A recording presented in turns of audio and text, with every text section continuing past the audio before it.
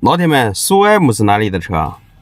这台英菲尼迪已经修了好几次了啊，问题已经解决不了，空调漏冷媒啊，7分钟啊漏了0.006，你想想有多慢，漏得非常慢啊。我们给它修一下啊。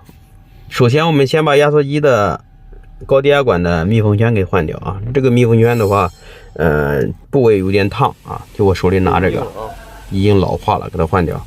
换掉打压。打压如果不漏就 OK 了啊。还有一个地方比较容易被忽略啊，看好我这个视频，所有的车啊针对，就是压缩机前方的一颗螺丝拿掉，看到吗？这里漏啊，油都出来了啊。问题是找到了，解决问题就好解决了啊。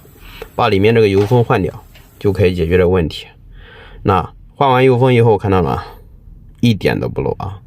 它不漏还没有成功。我们在转起来的时候不漏，那才是真正的成功啊！这个今年已经换了好几个压缩机油封了啊。当你的车子漏冷媒，但是就是找不到漏点，那就可以考虑这个压缩机前方这个地方了啊。很多人会忽略这个地方的，感觉有用的收藏起来，给小张点个赞，关注小张，修车不慌。